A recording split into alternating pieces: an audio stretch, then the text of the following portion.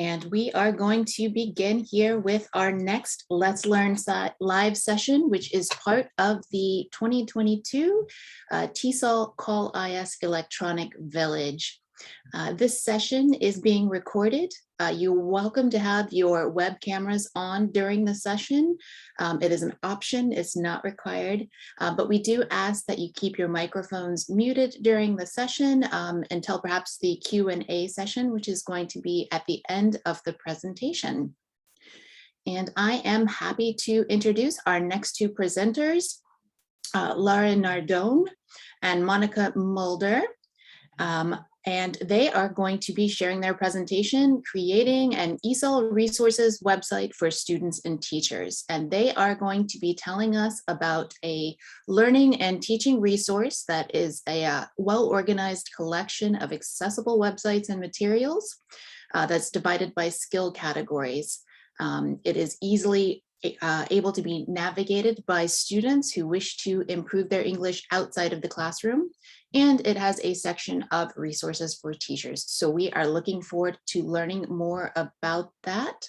Lara and Monika, you are welcome to turn your cameras on at this time.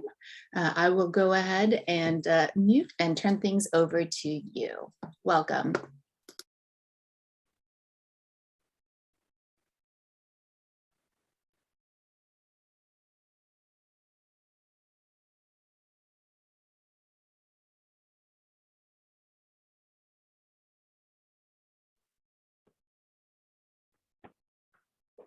Okay, hello, can everybody, I hope everybody can see this. So good morning or good afternoon and good evening, depending on where you are. My name is Lara Nardone. And my name is Monika Mulder. And the title of our presentation is Creating an ESOL Resource Website for Students and Teachers. So welcome, and we're happy to have you here. We would like to start our presentation with a question. Have you ever thought about creating a website? If you created one, what challenges did you face? And if you didn't create one, what prevented you from doing it? And if you could put your answers in the chat box, it will be great. So we'll just give you a minute to respond.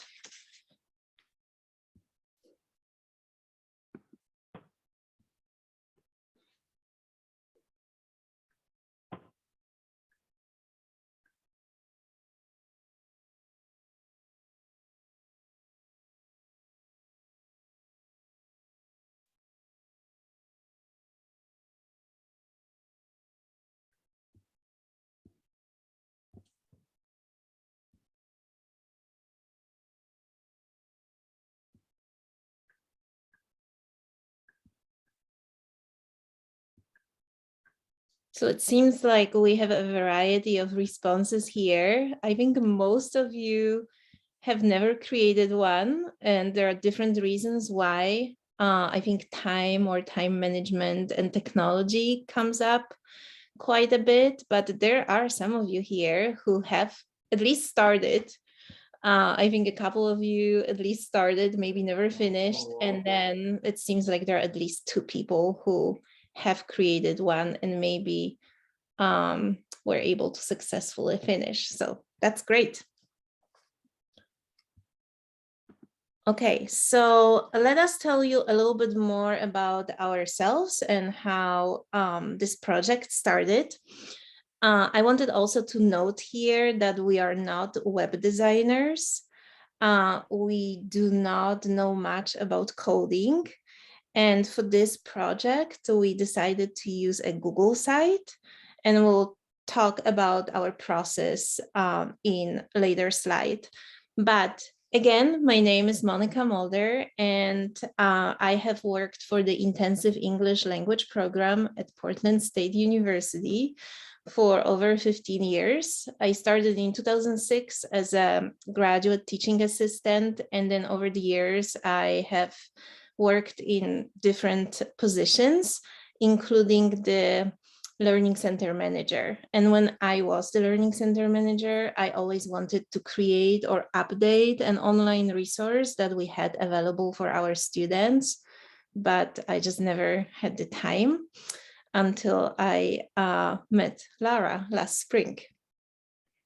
Yeah, so I'm currently a graduate student in the MA TESOL program at Portland State University, and I have about 10 years of experience in the TESOL field.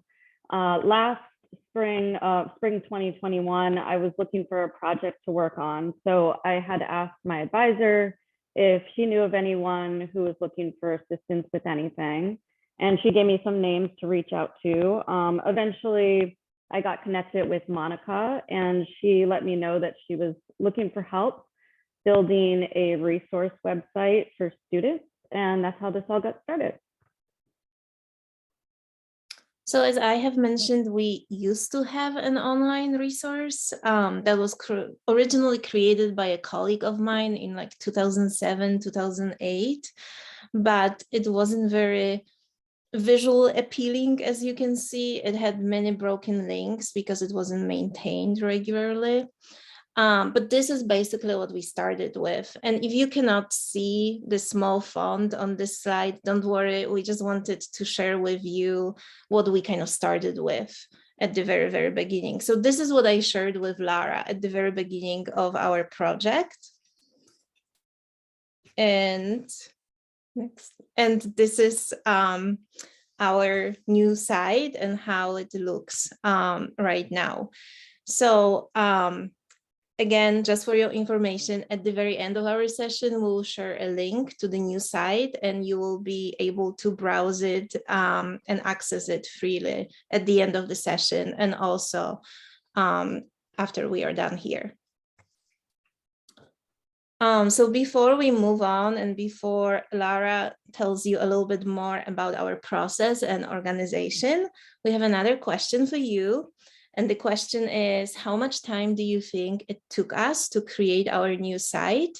And again, if you could put your answers in the chat box, that would be great.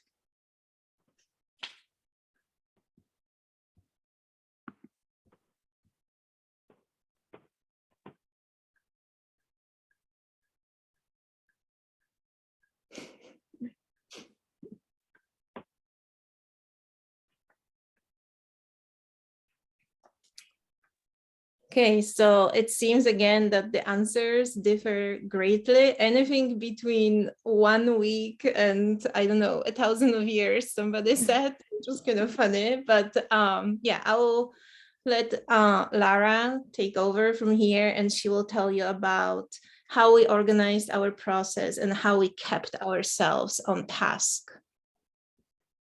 Yeah, so we'll talk about the organization and process. We had one term to work on this project, which is about 10 weeks total. And we met weekly over Zoom to discuss ideas and work on making decisions for the site. We decided to work with the Google app because that would allow us to easily share and modify documents. The website, like we mentioned, is a Google site, and using Google Sites is pretty straightforward. You don't need to know how to code or anything like that. It's pretty easy to get started with it. So the first thing that we did was we pulled information from the old site that you saw before, and we decided how to categorize everything on the new site. We decided to set up 16 different categories for the site, which we'll show you in just a bit. And we used a couple of documents to organize everything. So the first document that I'm going to show you is what we use to organize resources as we were getting them in. So I'll pull that up. And this is just our process. This is what works best for us. But as you can see, there's different color coding going on here. This just helped us keep organized with where we were getting resources from, whether or not we had verified if the link worked or worked yet, and whether or not we'd added it to the website. So we set up everything under the different categories, created a description for each resource, and again, all the color coding is just how we organized it.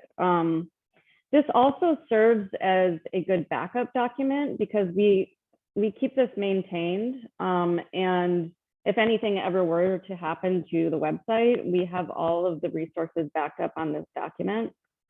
So it's a pretty long document. I won't go through it, but that's what we use to manage all the resources that we were getting in. As far as keeping track of what we worked on and how long it took us, we used just a simple spreadsheet for that. So again, it's broken down into 10 weeks because that's the time that we had to work with. And any time that we did anything with the website, we tracked it. So we made note of the date, the time that it took, even if it was just a simple meeting, and then what exactly was done. And we did that for all 10 weeks. And then if you see over here on the right, it's the breakdown of how long we actually spent on this every week. So on average, it was only about 2.5 hours every week that we spent on the site. Some hours or some weeks were a little bit more, one was less, but in total over those 10 weeks, working on this throughout the 10 weeks, it took us 28.5 hours to complete. I'll go back to this. And that's basically how we put everything together, what we use to organize ourselves and the process. So now I'd like to ask, what questions do you have about the organization or creation process? And you can put your answers in the chat, please.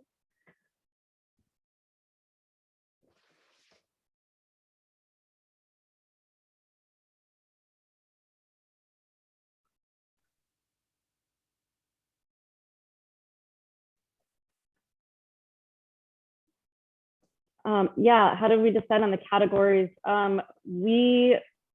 We originally had some of the categories on that old site. So like speaking, listening, reading, writing, you know, we took some of the main categories, and then as we got resources in, we kind of just went from there. So obviously we needed like a grammar category or a vocabulary category. And then we'll kind of show you on the site later how we set that up. It was just the two of us. There's a question of, was it just the two of us or did anyone else assist? And it was just Monika and I.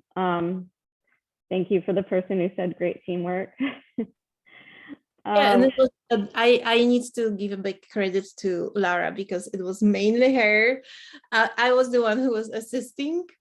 But remember that we also had the old site that we could kind of mirror, and at least we had something to start with. And I think that was really helpful as well. So it's not that we were starting from zero. Exactly. And I think oh, sorry, go ahead. Yeah, the question about where did you find all the sites? So that's a really interesting question because we still kind of keep adding, and very often what's happening is we get emails or a colleague of ours sent something about like, oh, look at this site, or I did something with my students, and that's pretty much how things get added. Because we learn from other people who are teaching or tutoring ESL students. Yeah, I don't know if I missed the question here, but it said, in each category, there are so many materials on the web. What criteria did you use to select materials? Yeah, we had a bunch of resources come in, and then we did have to go through every single resource and see. We kind of just worked on it together and decided, is this something that's helpful? Is this something that's going to, or is it something that we already have on here? Or is this something that might be useful or fun for learners? And we can kind of show you on the website a little bit more of that later. How much stuff did you throw away, or what was the threshold to put the information on the website? Kind of same sort of question. There were some broken links that came in, and anything with a broken link, we just got rid of. Yeah, there's also a question about if the site is available in multiple languages. So when we were creating this site and thinking about our students, all our students are ESL learners. They all study English as a second language. So I think this particular site would be really helpful for students who are English language learners. But I know there are probably people here who maybe teach Spanish or some other languages. So this might not be the best resource, but it might give you a very good idea for how to approach the whole project and maybe build one for your students if they are Spanish learners or any other languages that you might teach. Yeah. So I don't know if we should move on now to the tour. Okay. So thank you for your questions. We'll leave some time at the end if we missed any questions as well. But for now, we wanted to give you a tour of the actual website so you can see it. So I will go to that now. So this is what it looks like when you first go to the page. And again, we talked about the 16 categories. They're all right here on the page. So there's the top 4 skills: speaking, listening, reading, and writing.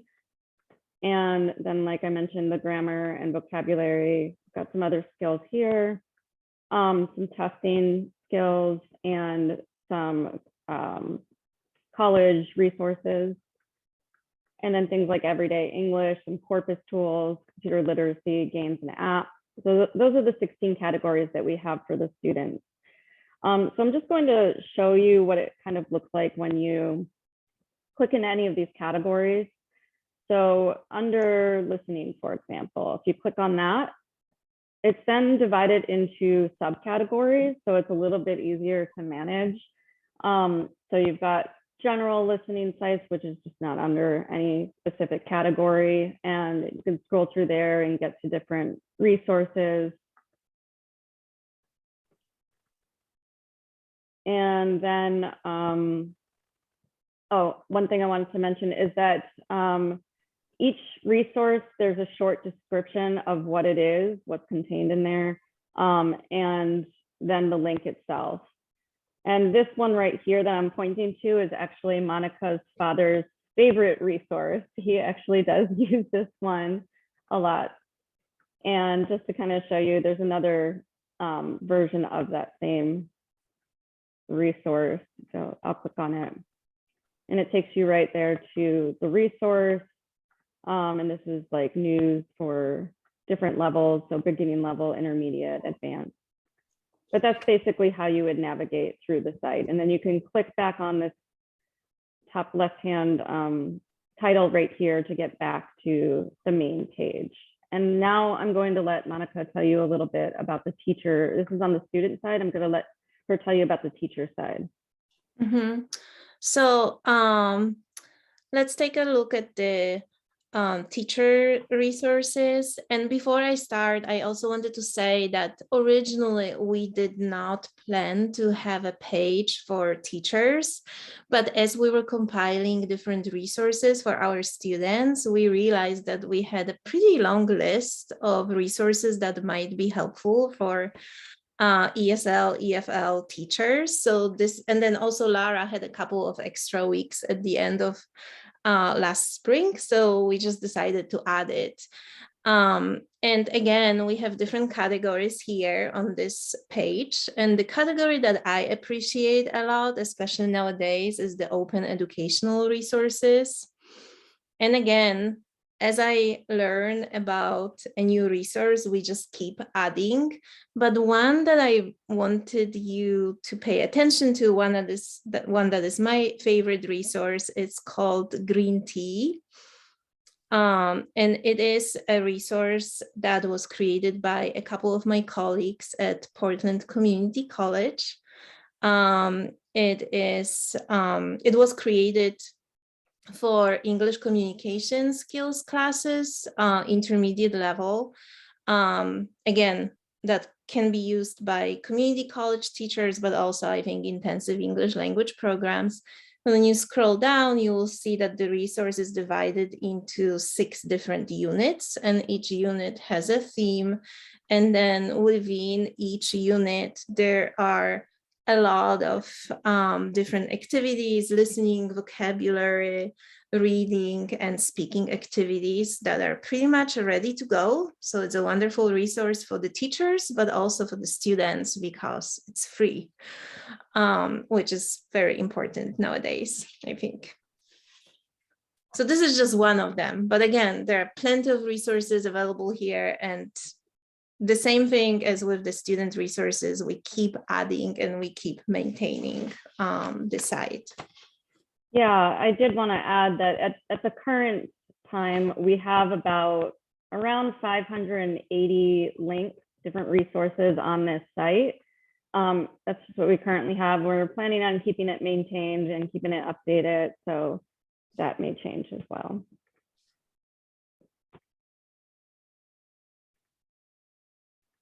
Okay, so at this time, we just want to take the time to acknowledge how we were able to put this website together. So we were able to put this Google site together due to the contributions of resources from a number of teachers and colleagues in the field. And we want this resource, this website, to be available for anyone to use. And we hope that it'll be helpful for both students and for teachers. And so here is a link. We'll put this in the chat. This is a link to our Padlet presentation, and it has all the information that we covered today, where you can access the different documents we talked about. It also has the link to our website.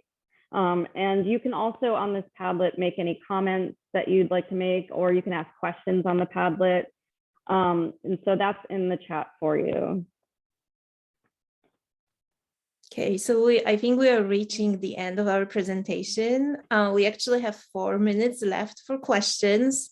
So again, if you would like to put some questions in the chat box here on the Zoom call, or if you just want to use the link and go straight to the Padlet and I don't know, leave questions, suggestions, or comments there, please do so. And then also, Lara, if you go to the next slide, you can also see that our email addresses are listed here, and feel free to email us if there's anything that you can think of after the session. Thank you. Yeah, and there's a question there. Is there a search field for the website? There is not. That would be really helpful. We've gotten some suggestions and things and some other comments about things that we might be able to add, but I don't know how limited Google Sites is. It might be a little too limited for that, but it's worth us checking into. Thank you for asking. And yes, can you share the link with your colleagues? Please do share it. Please share it with anyone. We want this to be helpful for anyone and everyone that might be able to use it. Excellent. Yeah, and I also, oh, sorry, can I say one more thing? I noticed a question, I think it was asked at the very beginning of the presentation. Somebody asked about how we use the resource. So I just wanted to say that I think the reason why I was thinking about it when I was managing our learning center was because very often we had students coming to meet with one of our tutors, and the students were asking for maybe some resources that they could use outside of the class to practice their English. So I think that was the original idea, to build something so I can give to my tutors, so then the tutors can share with our students. But I'm sure even if you are a teacher, not necessarily managing any kind of learning center, you always have students who ask, oh, teacher, what can I do outside of the class? I want to improve this or that. So yeah, it was the site is great just for our students to give them some resources that are available for free, but also if you are in any kind of, if you work in any kind of environment when you are mentoring tutors, I think it's also really helpful for the tutors, so then they have something to offer to their students. Great point. Yeah, thanks for bringing that up, Monika. We've had a few questions also in the chat coming up about data on site traffic and usage. Do you, with this particular site, use any sort of analytics or other tools to see how the site is being used? Yeah, that's a great question. And someone a few weeks ago had actually asked us about that as well. So that is something that I believe is possible to do with this site. And it is something that we want to look into getting set up, because we do want to know how often it's being accessed. So That is something that you can easily set up through Google Analytics, which is also free. It's probably about a 3 or 4 step process to connect the analytics to the website with a specific site identifier.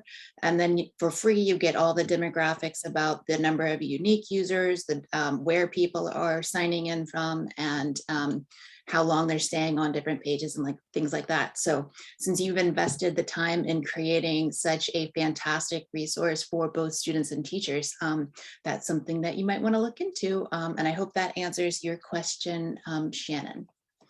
Let's see, anything else coming in from the chat?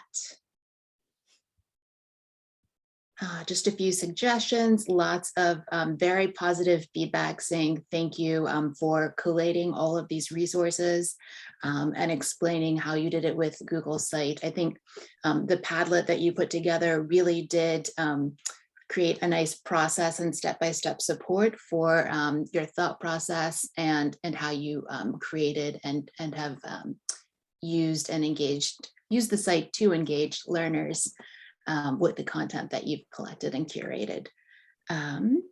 So yes, many other thanks and great presentation comments coming in. So we do have about 3 or 4 more minutes here. So if the presenters are willing to stay on for another minute or 2, if anyone has a question that they would like to ask either on mic or through the chat, now would be the time. Or if there's anything else you'd like to see again, or if you need to see the link to that Padlet. Let's see, we did just have a question come in from Anthony asking about your plan for keeping the site maintained and current, but how much time do you spend per week taking care of the site? That's a great question. I am currently finishing my degree. I'll be done and I'll graduate in June. So after that point, I plan to be more diligent with it. But right now, I probably only have about an hour per week to spend on maintaining the site. And right now it's more manageable. So Monika will send me resources as she gets them and she'll ask me, is this something that we should add to the site? And we'll kind of go back and forth and share resources, but not too much time per week lately. Might look into it more a bit later. Would you say that's about right, Monika? Yeah, I agree. I have also noticed that Maria has her hand up. I don't know if we have time for a question. What's your question, Maria? Thanks, ladies. This is really great. I'm doing a site as well at my school, and I had a grad student help me with it as well. And it's also a Google site. So it's been very helpful. A couple of things I just wanted to know if you guys knew, or anybody out there that's listening has insight on, is the like a Google search within the site, because as we're adding things and doing things, it would be very helpful to have like a search tool for, I don't know how to do that yet. And then also the language translation tool. We do have that embedded from Google, but it's erratic and not as user-friendly as one would hope. So I'm wondering if anyone has a tool or tools that are free, free being the key word here, and that are user-friendly. Yeah, I would like to know actually if there is a way to add a search bar in the website, in the Google site. I'm not aware of it currently, but I mean, it's worth looking into. I don't know if anyone else knows, but I have not had that function with any of the Google sites that I've built. Usually they're fairly compact in terms of the amount of content. But if anybody has that information, we would like to see that in the chat. And as far, Maria, in terms of whole page translation tools, I know there are many commercial options available, but apart from Google Translate, which as you mentioned is not always the most reliable, I am not currently aware of full page or full section translation tools that are completely free, but I will keep my eyes and ears open, and if anyone knows in this community of participants, we would love to hear what you have found. Let's see, it looks like a couple of things might be coming in as well in the chat. So we are nearing the end of our time today. So I want to thank you both for sharing your work and your process and making this all so accessible to our audience. We really appreciate your time. And audience, thank you for attending today and your comments and questions throughout the session. This has been a Let's Learn live session, part of the Electronic Village. We have shared for you here on the screen several ways to engage with TESOL's Call IS. And if you have not yet participated in the Electronic Village, I will share a link, which it is a Google site, by the way, that you can visit during the rest of your time during the convention. There we go, up in the chat. So we will go ahead and end this first presentation in our duo of Let's Learn live sessions.